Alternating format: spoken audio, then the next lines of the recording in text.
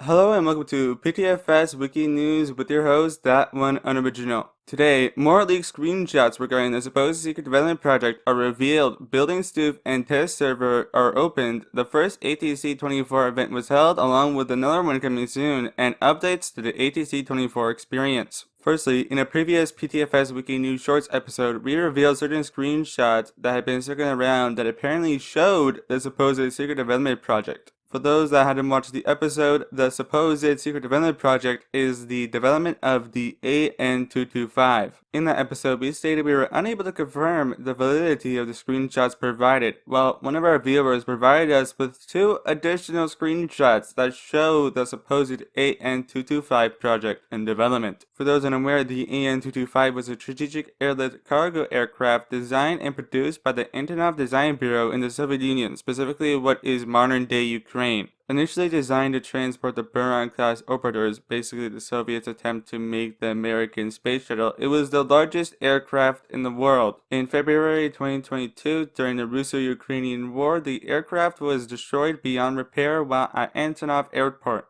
Along with being the largest aircraft, it is one of the most suggested aircraft to be added to the game, but one that has been met with some pushback as some users believe that the AN225 simply won't work in PTFS. It usually boils down to two arguments. Firstly, the aircraft due to its size would cause lag, especially if there's a lot of people using it, and secondly, the aircraft may be too large to fit within the airports or operate from the runways as is in PTFS. As stated earlier in our previous look at the topic, we stated that we required more information before validating the truthfulness of the supposed screenshots. While we believe that users will remain cautious and be prepared that it's not the AN225, we're more confident that these screenshots are at minimum valid. Unfortunately, apart from these screenshots, we don't have any further information regarding the secret project, but if we do, make sure to check further episodes. In other news, the test server and building Stoof experiences are opened up temporarily to the public. For those unaware, firstly, the pilot train test server is used by developers and staff to test the latest features to be added to future PTFS content updates. Practically every project and content update that has been pushed to the PTFS experience has seen itself here at one point or another.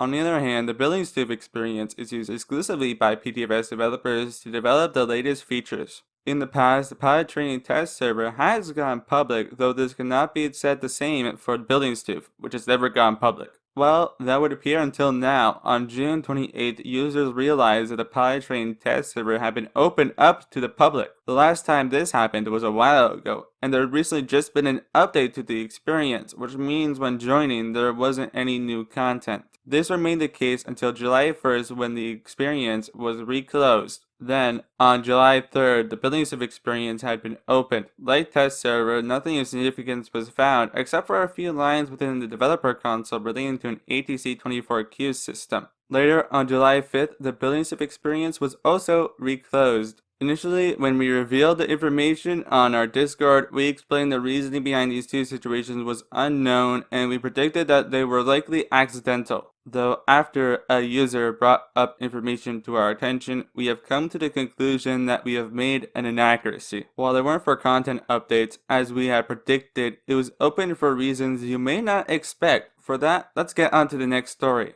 Earlier in July, the ATC 24 team held the first official ATC 24 event. For those unaware, ATC 24 is a semi-realistic roleplay community curated and maintained by the PTC team. It was added to replace ATC Shouts, a part of the PTFS Discord where people could host and participate in ATC roleplay sessions. We know most of our viewers are likely not in the PTC server and are less likely to be in the ATC 24 server, so we'll run over the entire history of this event.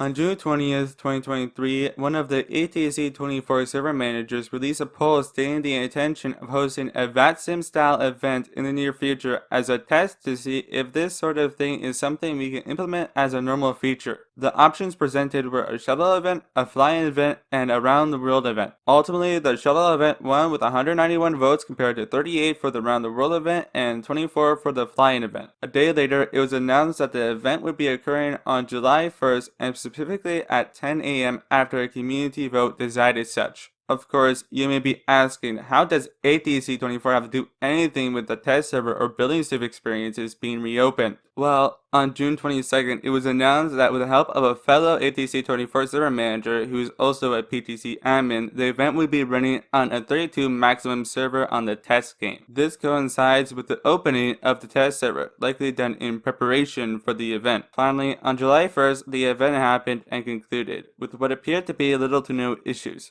In the announcement announcing the end of the first ATC 24 event, they stated, for those wondering whether we will do more events, the answer is yes. We haven't yet decided on future event themes or times, but they will be coming at some point. This also coincides with when the test server closed. Though, talking about future ATC 24 events, according to information listed on the server, another shuttle event will be taking place on July 15th at 3:30 p.m. This time, the shuttle will take place between Greater Rockford and Israeli. Anyways, on to the next story.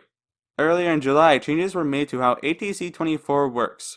For those unaware, ATC 24 worked by simply using a PTFS private server. This meant, like any other public or private server, the ATC 24 experience was locked to the 20 user limit. Well, on July 3rd, Orange asked users of the ATC 24 community to help test an upcoming ATC 24 server. In this announcement, he stated that users would be put in a server which acts like a queue, and if there's room, you'd be automatically teleported to ATC 24. Shortly after this announcement was made, staff reminded users that ATC 24 was still running from the primary private server and that an announcement would be made when the new version was implemented. And on July 5th, the update was introduced. Instead of 20 slots with 1 staff reserve, the server size had been increased to 35 with 2 staff reserve, an increase of around 14 players. This new update departs from using a private server on the base PTFS game, likely using a secondary game to achieve the 35 player limit. Along with increasing the limit from 20 users to 35 users, the new queue system was introduced for ATC 24. Previously, if you tried joining the experience when it was full or when the only slot left was reserved for staff, you simply be kicked from the server and asked to rejoin at another time. Now, players will be put into a queue system, specifically another experience designed specifically to act as a holding place, and when a slot was available, the user would automatically be added to the ATC 24 server. Lastly, the changes on ATC 24 in the last part of today's episode. After a community vote, it was decided that Oceanic tracks at St. Bartholomew would be formally allowed to be operated by ATC 24 controllers. This vote was held after it was revealed that some controllers operated a system of Oceanic